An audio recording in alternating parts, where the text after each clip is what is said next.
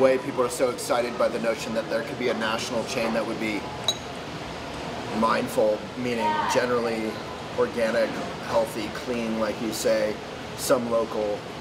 And the thing is, what's that? Oh, the fan. Yeah. No fans. Fan us on Facebook. You should not know. What? This is not a, are you Jeremy? Yes. I am. I'll wear makeup, but I'm not going to button up. It's Saturday. Oh my goodness. It's fine. Ladies love it. Or not. Not fine.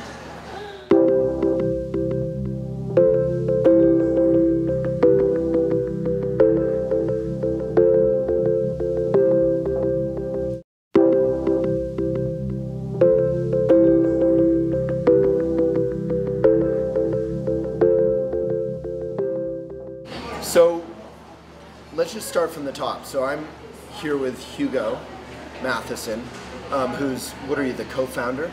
Yeah, co-founder of the kitchen community. Of the kitchen community. So the kitchen community includes the kitchen restaurant, kitchen next door, which the idea of kitchen next door is that, you know, they'll add a couple over the years. There's a kitchen in Denver. Yeah. And then there's kitchen upstairs. And the unifying sort of vision for the kitchens is what? So the kitchen really is, the whole idea is really community through food. How do you create nice places to come enjoy the community and be involved and engaged? So, but it's more than that. It is more, but then the food. So the whole reason started was actually I wanted somewhere to eat, and you know I've enjoyed food. I cook, and it's something it's a place I want to be in. So that's number one, and it's the place hopefully other people enjoy being in, and generally, you know, we seem to have a good thing. Yeah. So the kitchen, you know, my cooking and my understanding of food, etc. Throughout my life, not just that, I've always liked to know stuff. Even sitting as a kid, talking to the man working at the house, doing carpentry or painting. Why are you doing that? Why are you doing this? So very inquisitive mind. So then, with food, I always grew up knowing what the food was, where it came from. We did that with the kitchen and worked very closely with local production of food, understanding and having great relationships with producers. So when I moved back to Boulder like 12 years ago, you know, and we were doing elephant and all that, we were covering like the last couple farms I felt like that were in business, and the kitchen started right around the same time.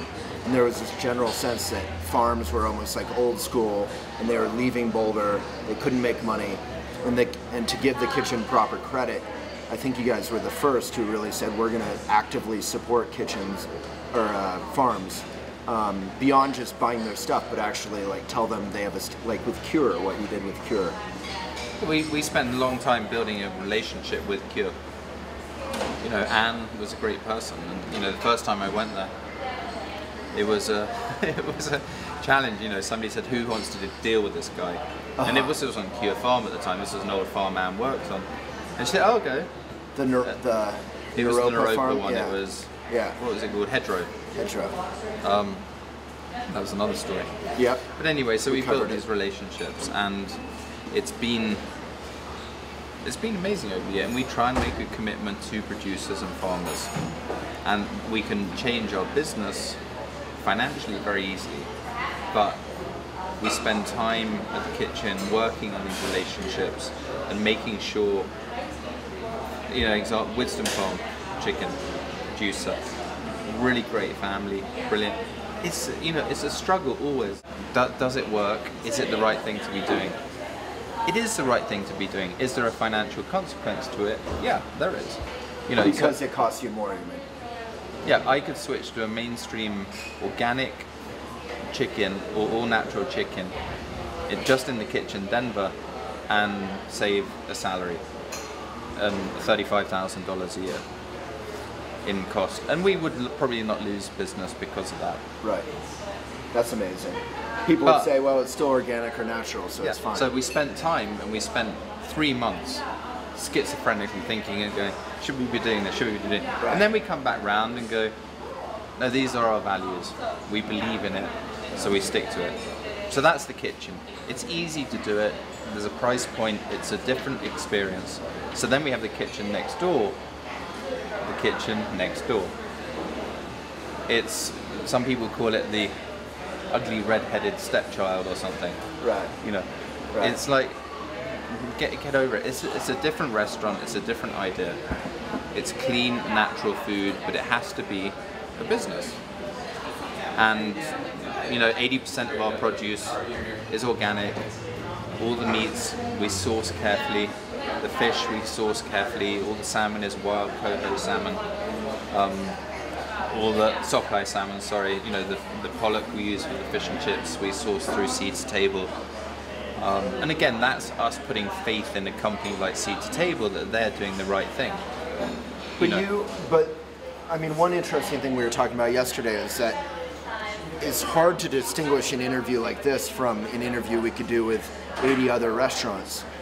The difference is because everyone's talking about green, or everyone talks the talk, and they say, well, like yesterday we were saying about the Maine, you know, they were saying it's caught off of Maine, whatever kind of fish it was. Scallops. Yeah, there's a lot of kind of greenwashing, and so here, I think why I love Hugo and why we wanted to do this video is Hugo like viscerally cares. Like he said, he wants to be able to eat here.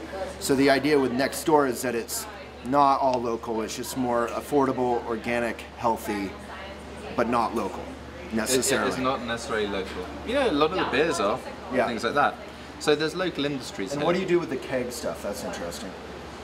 It's a keg wine program, really, to just avoid bottles and wastage. And you know, it helps us keep the price down, it helps us keep it affordable and approachable.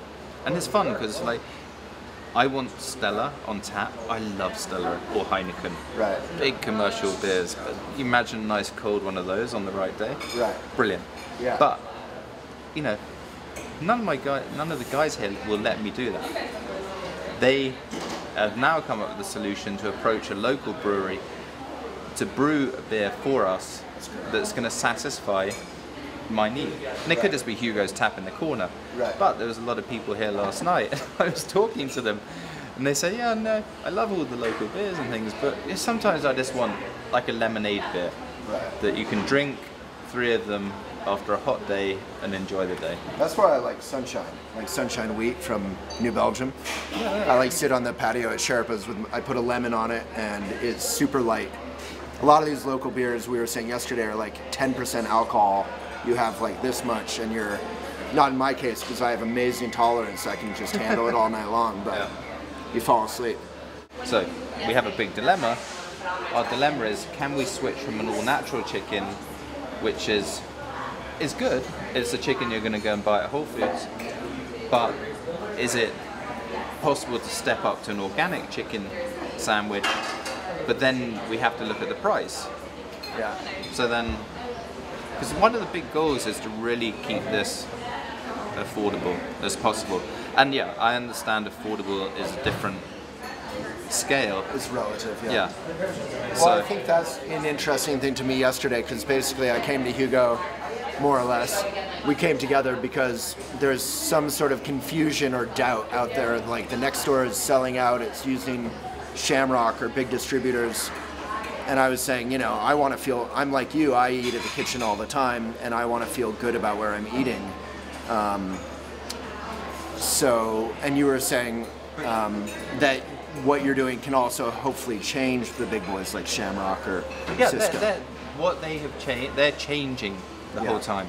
Yeah. And they're evolving to the demands of the market. If you went back 15 years ago and you asked for organic at Shamrock or Cisco, they would look at you, what is that? Right. And you know, maybe organic's not the right label, whatever's the wrong label, but their level of produce has incrementally got better. And you know, you talk to the guys up at CU, you know, all the production for the food there comes through Cisco. But Cisco has these options, because logistically for them to have multiple distribution for the volume of people they feed is unrealistic. So Cisco will go and create a system for them to up the level of the produce that they're able to get. In terms of organic or in terms of Organic. local? Or? You go to the Santa Monica Farmers Market, all the big distribution companies are lined up next to the Santa Monica Farmers Market, loading up with produce direct from farmers. Wow. That's cool. That's cool. It's amazing. Yeah. That's a huge part of the problem, is that people like yourself, like with the kitchen, you have to deal with 30 different distributors or more. Yeah, the kitchen. Yeah. If we did that here, we would die. Yeah. Because somebody would have a full-time job just sitting on the phone calling distributors all day. Right. So can we cut it down to 4 or 5? That would be brilliant. Or if we do scale to a size, if we have 4 or 5 next doors, can we create our own distribution hub and work it like that? I don't know how Illegal Pete's works or something like that, but I believe some restaurants have their own distribution hubs. So I know Cisco would drop off how many pallets in one location, and then CU will do its own distribution around the place. And it's all, there's a great thing in the world that it would be really amazing if everything was small and independent and local. Yeah. Well, maybe not everything, but a lot. But it's not, a lot. But yeah. that when you actually start looking at how many people there are, you go to California, you watch those almond farms, you go to South Africa, you see the apple and pear production. There's these boxes ready to hold apples, and they'll go on for a mile. You're just driving past box and box, the big boxes from the field. Then you understand the scale and the size of the world and the population. And there's just, you're never going to find enough farmers or enough people to provide everything on a small scale. And I also think society doesn't want to work as hard as they used to have to. They had to work to survive. Now we work, and our survival is a different thing. Well, like James Kunstler, I was mentioning him yesterday, talks about that. Like if that suburbs in our entire society are built on cheap gas and oil, and if that went away, suddenly a banana, instead of being, a couple dimes or whatever at the local grocery, would be, $100 or something. It's ridiculous. It's a luxury. And I appreciate that you're in between a lot of different pressures. Like people like me want it to be affordable. People like me want it to be organic or local, and those two can conflict. And then at the same time, other people want bananas and all that stuff on their granola in the dead of winter, right? Yeah. So. Well, bananas come all year round from wherever. Right. But it is a battle, and it is a hard thing. There is no way we're going to get away from, let's call it agribusiness, whatever. Yeah. We have to come up with ways to feed the world, because it is a booming population. We have to come up with systems, and understanding that in local communities, it's very, very, on a level is achievable. So yeah, if the Boulder community was able to eat 10% local produce, that'd be incredible. Yeah. But to actually, if you think about the whole Boulder community, where are we, 100,000 people just in the city, I don't know what the whole county encompasses. If you can get them to eat 2%, that would still be... Yeah, what do you think we're at now? No idea. It's such a hard thing to gauge. Super low. Because stuff will be grown here, and it'll be taken out for animal feed, it'll be taken out for production. There might be potatoes grown in Boulder County or something grown here. And that might just go into earthbound, or it might get actually shipped way across country, processed into something else, and then come back. Yeah. I don't know stories, but you hear about crab, fish. This is a great one. There's a fish farming company, and if you want, they can sell you whole fish, or they sell you filleted fish. If you buy the whole fish, it's produced in America. If you buy filleted fish, it's produced in Vietnam, Thailand, those areas. And I said to them, why? I said, because there's no way the consumer would pay the American wage to fillet the fish. So it's cheaper for them to set up production in the Far East, have Far East labor filleting a fish, and then shipping it here.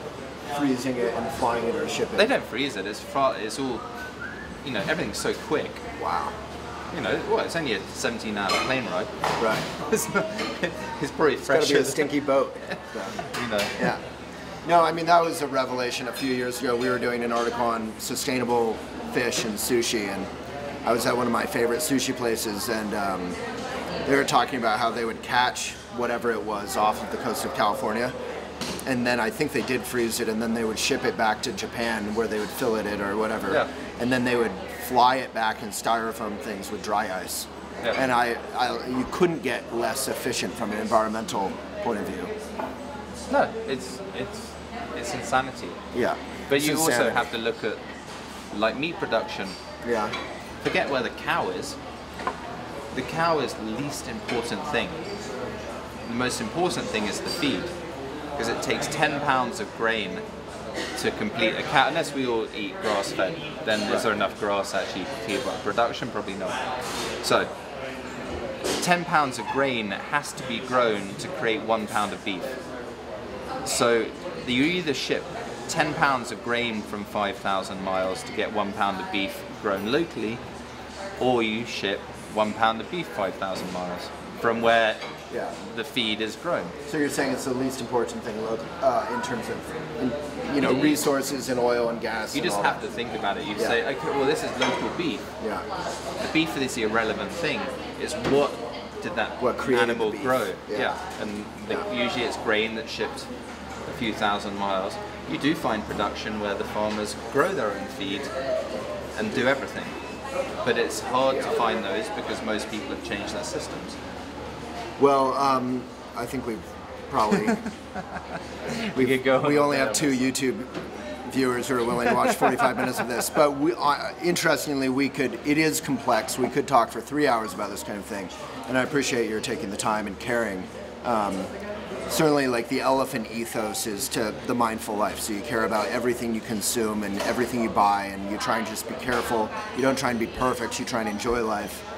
But try and make the best of 2 bad choices or 2 decent choices, hopefully, Yeah. every time. If everybody just makes one good choice. Yeah, That's all you're they good. take, You're yeah. covered for the month. Yeah. Yeah. Well, thank you, Hugo. Thanks for Waylon. everything you do.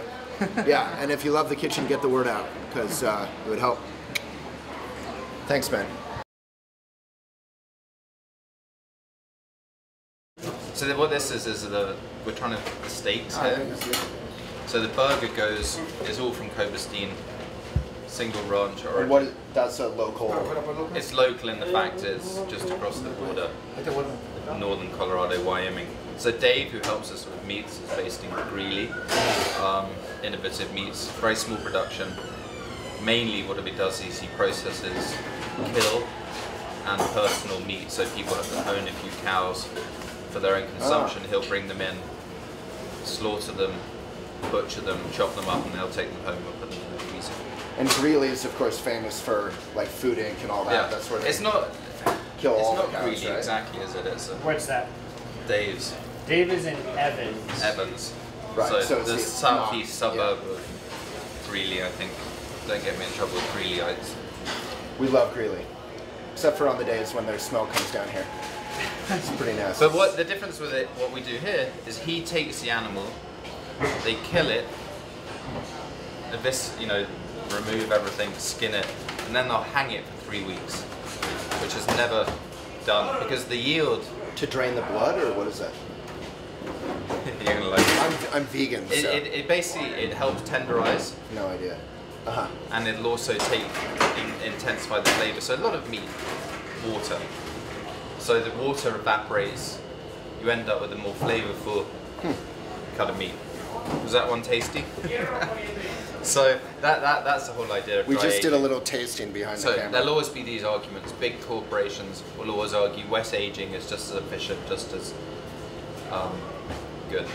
The So issue with this we're- is you have a yield wastage. You might want to get it, yeah. So The issue is what? yield. Uh-huh. So you start off with say 100 pounds, and if you leave it lying around for 3 weeks, it's down to What, 40? no, not that drastic. Oh. I don't know the exact, but it's a decent percentage, probably within the 20% range. I was thinking like 80% of this is water, so maybe. Well, no, hopefully you maintain, otherwise it would be beef jerky. Right. So, good point. so anyway, what we're trying to do is work out how to do that here. We can do it with the burger, because we can sell the steaks, and we make other things with these at the kitchen, and we can demand a higher price. So basically, So just so what people we're understand, doing. there's 2 restaurants, really 3 that we're talking about, that are different. There's the kitchen, and we're in the kitchen next door. Yeah, but there's 2, but there's 2 values. Right. So the upstairs, the kitchen, Are joined. adjoined, same values, very high percentage of local produce. I mean, we hit 23% last year. $600,000 was a cash value to that, and that doesn't include people like Ingrid. So $600,000 going into the local economy. Yeah. And 23%. And that doesn't include granola people, Right. our friends making soap, you know. Right. So there's a lot of those products. So Noosa, things like that. Right. Which is just So in 23%, so people understand, may not sound super high, but the local, what are they called? Transition? The local transition group? local, yeah. They're hoping people will get to 10%. 10%. Yeah. But, you know, so there's a difference here also in various local, you know, our chicken still comes from 160 miles away, but it is considerably more local than most chicken production. Right. As that. You guys can just walk through, it's fine. It's kind of like reality show values here. So, 4.5, 5, 5.5. okay. So what are we doing right now? We're testing steaks. So our goal, then the second concept, the kitchen steams along. It's a price point where we can do exactly what we want. We can spend the time, the energy working on production, on small local. We have 32.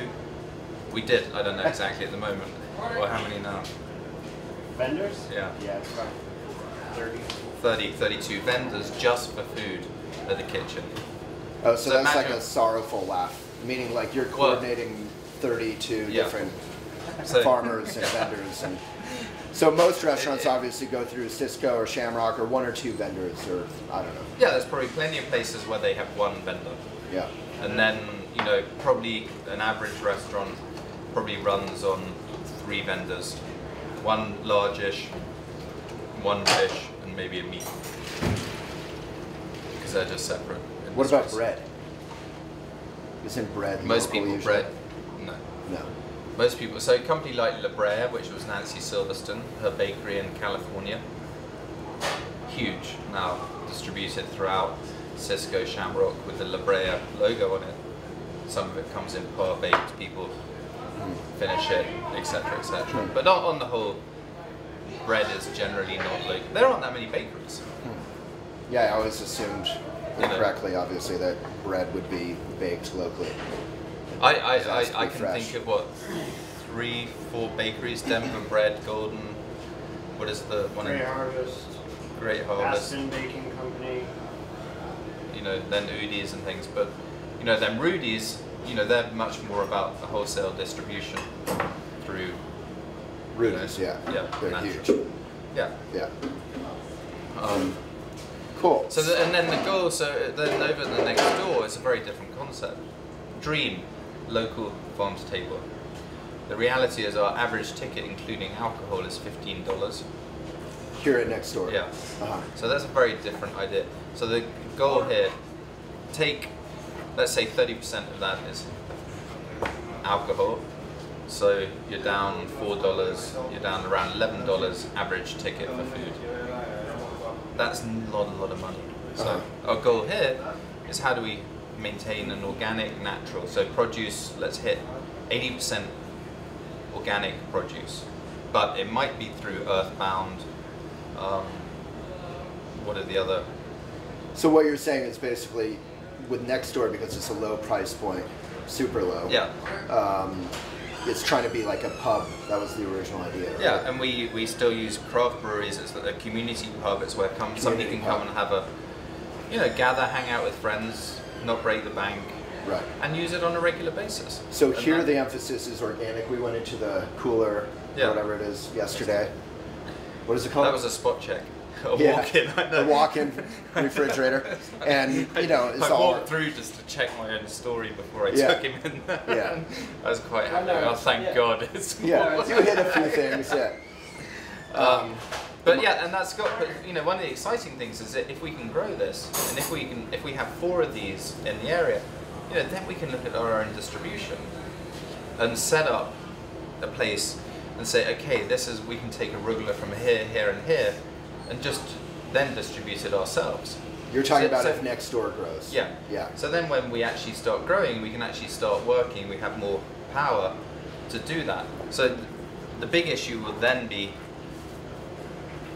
so most local production is very branded. Uh-huh.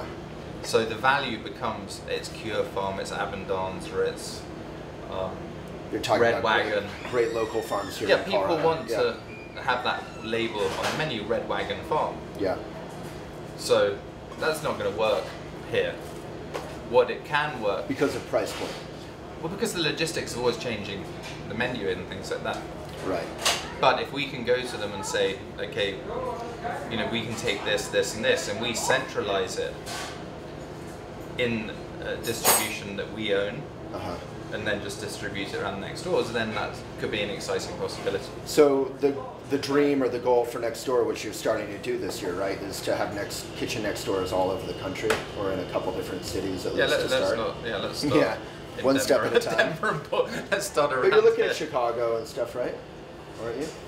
We look, Yeah. but nothing's happened. Okay, but if you do, I mean, or if you do become, the original idea when I interviewed Kimball and yourself years ago was to be sort of, and these are my words, not yours, but like the Chipotle of, I can't say slow food, but Yeah, no, I don't think we're gonna healthy ever organic food. I don't think we're ever going to be the Chipotle or that size. You know? Well, right. But So- the idea was to have this large, accessible, affordable. Yeah, the next level of clean food. So working on stuff like this is important to get it to that place. Yeah, are we going to have 5,000 restaurants? No. Let's see, we're working on 3 at the moment. Right. And let's see what happens then. And if we can make that work, then we can move on. So this conversation sort of started because people are confused about that brand. Like the word on the street locally, and that's why we're addressing Yeah. this and trying to get the word out. So we appreciate anyone who watches this, if you feel moved to get the word out, is that people were thinking next door is sort of losing its original focus on local, but that's never really been the focus here. It wasn't the focus, it was a dream. Uh-huh. It was definitely a dream, and it still is a dream. Yeah. But it's actually trying to work out how to achieve that dream. And that's why I wake up at 3 o'clock in the morning going, how the hell we do this? Uh-huh. And so let's start at a point where we can understand the business. And if the business is on solid groundings, then you can play games. But you can't play games building the solidity of the business.